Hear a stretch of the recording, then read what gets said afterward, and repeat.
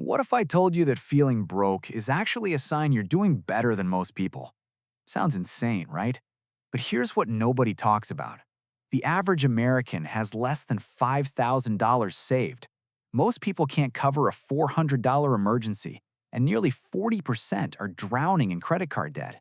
So if you're sitting there stressing about money every night, feeling like you're behind, there's a pretty good chance you're actually ahead. You're just measuring success completely wrong. And today, I'm going to show you exactly what I mean. My name is Ricky, and I spend way too much time thinking about why people feel broke even when they're not. And if you're someone who lies awake at night wondering if you're ever going to get ahead financially, if you're constantly comparing your bank account to your friends, your coworkers, people on social media, this is for you. Because here's the thing. The way we measure financial success in this country is completely broken. We think success looks like a new car, a big house, expensive vacations, designer clothes. But that's not success. That's consumption. And consumption, it's usually just debt with a filter on it. Real financial success is invisible. It's boring. It doesn't show up on Instagram. And because it's so boring, most people who are actually winning financially have no idea they're winning. They're too busy comparing themselves to people who look successful but are actually drowning. So let me show you what financial success actually looks like, because I guarantee you're doing better than you think. Let me tell you about Sarah. She's 29, makes $52,000 a year, has $18,000 in student loans, drives a 10-year-old Honda, rents an apartment for $1,200 a month. She's got about $8,000 in savings and puts 6% into her 401k. And Sarah feels broke every single day. She scrolls through Instagram and sees someone her age buying a house. Another friend just got back from Bali. Her coworker Jessica drives a brand new Audi and just bought a condo. And Sarah's sitting there thinking, what am I doing wrong? Here's what Sarah doesn't know. Jessica makes $70,000 a year. Sounds great, right? But that condo? Financed at 4.5% with almost nothing down. The Audi? Leased at $540 a month. Jessica has zero savings, about $9,000 in credit card debt, and she's one job loss away from losing everything. On paper, Sarah's net worth is probably around -$5,000 when you account for her car's value and her savings minus debt. Jessica's net worth? -$30,000, easily. But Jessica looks successful, and Sarah feels like a failure. You see how broken this is? This isn't a rare story. This is everywhere. According to the Federal Reserve, the median American under 35 has a net worth of about $14,000. 14 grand. That includes everything: their car, their savings, their retirement accounts, minus all their debt. So Sarah then is literally close to average, but she feels like she's failing because she's comparing herself to people who are either in massive debt or in the top 5%. And this is the problem. We've completely lost track of what normal looks like. We think normal is 3 vacations a year and a luxury car and a perfect house. But that's not normal. That's either debt or the top 2%. Normal is struggling to save. Normal is having some debt. Normal is driving a paid-off car and renting. But if that's all you see online, your brain starts to think everyone's doing better than you. And if you're not keeping up, you feel like you're failing, even when the math says you're not. So let me show you what actually matters, because once you start measuring the right things, everything changes. All right, if you want to know if you're actually doing okay financially, forget about what car you drive. Forget about what your friends are posting. Look at 3 things. First, your debt-to-income ratio. This is how much of your monthly income goes toward paying off debt: student loans, car payments, credit cards, personal loans, all of it. Here's the standard. If less than 36% of your gross monthly income is going toward debt payments, you're in solid shape. If it's under 20%, you're crushing it. Let me show you what this looks like. Let's say you make $4,000 a month before taxes. 36% of that is about $1,440. So if your total debt payments add up to less than $1,400 a month, you're doing fine. Mathematically, you're in a sustainable position. Now, if you're under $800 a month in debt payments on that same income, that's 20%. You're in better shape than probably 70% of people your age. But here's the thing nobody tells you. Just because you can afford the payments doesn't mean you're winning. You could be making minimum payments on $20,000 in credit card debt and your ratio looks okay, but that debt is costing you $4,000 to $5,000 a year in interest, money disappearing into nothing. So the real question isn't just can I afford my payments, it's am I moving in the right direction? Which brings me to the second metric, your net worth trend. Net worth is just what you own minus what you owe. That's it. If you've got $15,000 in savings and retirement accounts and you owe $20,000 in student loans, your net worth is negative $5,000.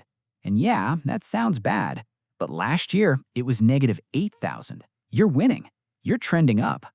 Let me tell you about David. He's 34, makes $68,000 a year, no debt except a mortgage on a starter home, has about $25,000 in retirement accounts and $12,000 in savings, drives a paid-off Toyota, takes one modest vacation a year. David thinks he's behind because his coworker just bought a lake house, but the coworker stretched himself so thin on that property that he's got nothing in savings and just refinanced his primary mortgage to pull out equity. David's net worth is probably around $80,000 to $90,000 when you factor in home equity. His coworkers might be at $20,000, but the coworker has a lake house and David feels inadequate. See how net worth trend is everything? If you're moving up year over year, even a little bit, you're winning. And the third metric is whether you've got any emergency fund at all. According to a bank rate survey, only 44% of Americans could cover $1,000 in emergency with savings. 44%. So if you've got even $3,000 sitting in a savings account, you're literally ahead of half the country. These are the real metrics, not your car, not your house, not your Instagram. Okay, here's something that's going to blow your mind. The average car payment in the US is $736. $736 every single month for a depreciating asset. Now let me show you something. If you took that same $736 and invested it in a basic S&P 500 index fund for 30 years at an average 7% return, you'd have about $900,000. Read that again, $900,000 just from not having a car payment and investing the difference. But nobody does that because driving a paid-off 10-year-old Camry doesn't feel like success. Driving a $50,000 truck on a 7-year loan does, even though one makes you rich and the other keeps you broke. And this is what I mean by the wealth paradox. Looking rich and being rich are opposites. The more someone spends on looking wealthy, cars, clothes, houses, vacations, the less actual wealth they're building. Because wealth isn't what you see, it's what you don't see. It's the money sitting in index funds growing at 7% a year. It's the paid-off car that doesn't show up on Instagram. It's all the boring emergency fund that saves you when life happens. None of that is sexy. None of that gets attention. But all of that is what actual financial security looks like. There's this book called The Millionaire Next Door. The researchers found that most actual millionaires, like people with a net worth over $1 million, they drive used cars. They live in modest houses. They don't wear designer clothes. They're invisible because they spent decades saving and investing instead of consuming. Meanwhile, the people who look rich, a lot of them are broke. They've got the car, the house, the clothes, all financed, and they're one job loss away from complete collapse.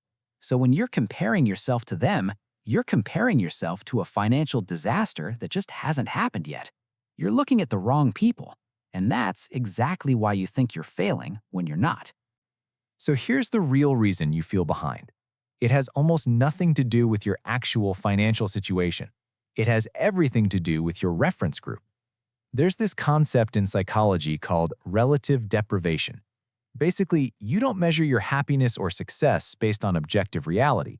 You measure it based on comparison to the people around you.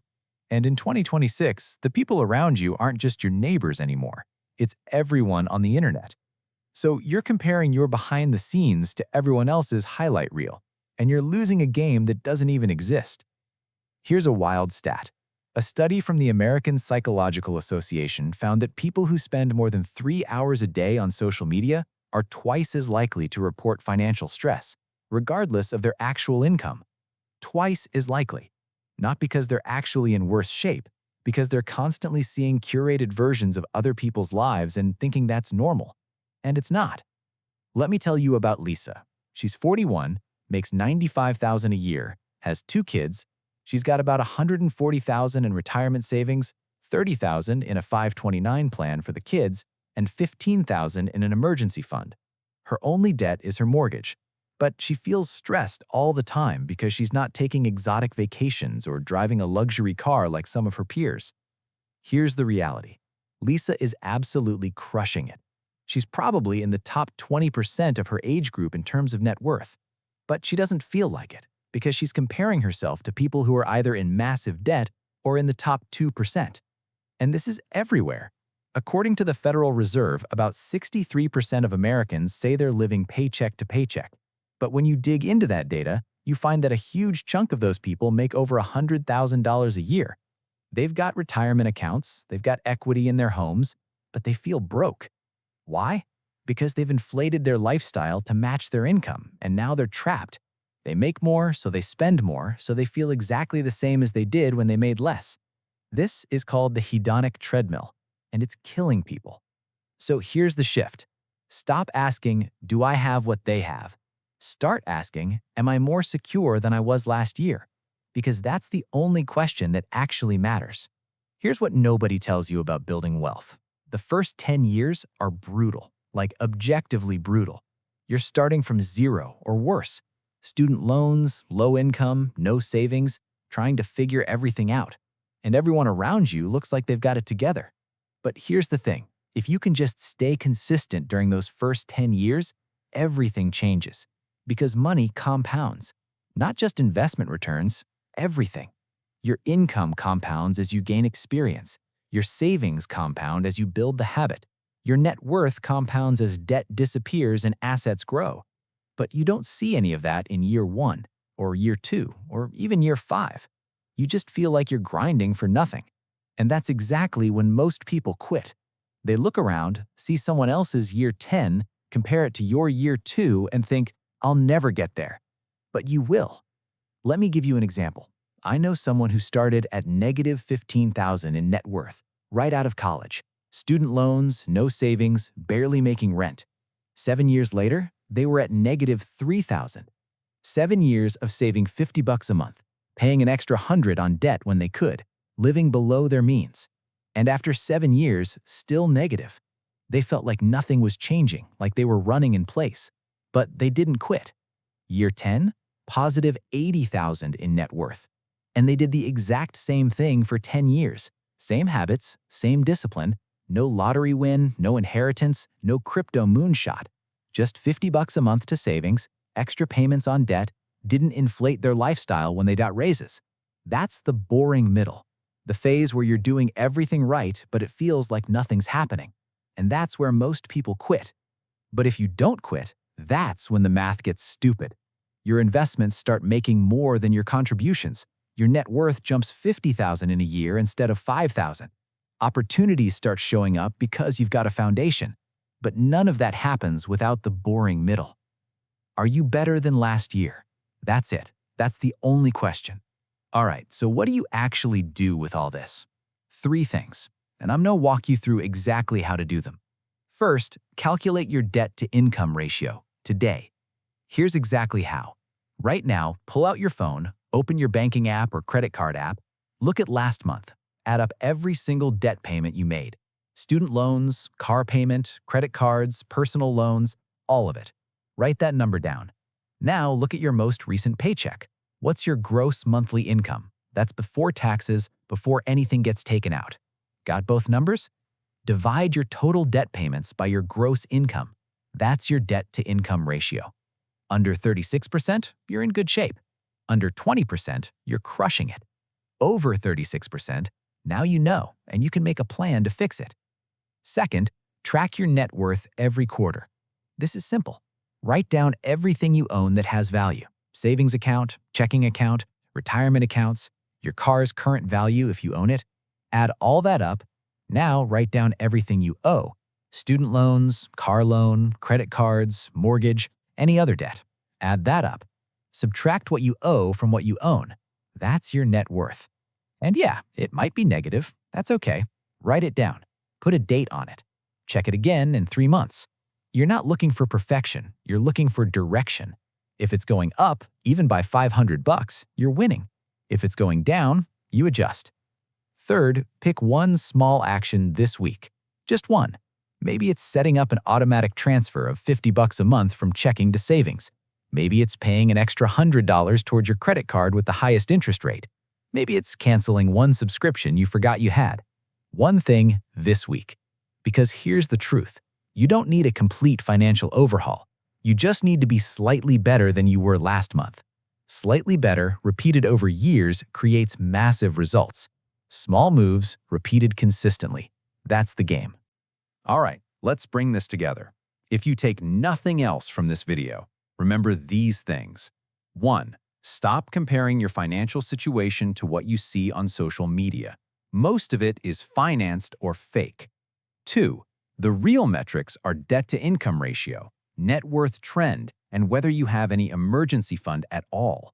If you're solid on these, you're doing better than most people. 3. Looking rich and being rich are opposites. The $700 car payment costs you $900,000 over 30 years. That's real money. 4. The boring middle is where you win. Those first 10 years feel like you're getting nowhere, but that's where you're building everything that comes after. 5. The stress you feel about money means you're paying attention. Channel it into action. One small move this week. That's all you need. You're probably doing way better than you think. You're just looking at the wrong scoreboard. So change the scoreboard. Focus on what actually matters and watch your stress turn into confidence. If this helped you see your situation differently, do me a favor and hit that subscribe button. Seriously, it helps this channel reach more people who need to hear this. And if you want to go deeper, like how to actually build an emergency fund from scratch, or how to pay off debt faster, or how to invest when you're just starting out, I've got videos on all of that. They're on the channel. Go watch them. But more importantly, take a second today and look at your actual numbers. Not what you think they are, what they actually are. Calculate your debt to income. Check your net worth. You might be surprised. You might realize you're doing way better than you thought. And if you're not, at least you'll know where you stand. And that's the first step to changing it. All right, I'll see you in the next one.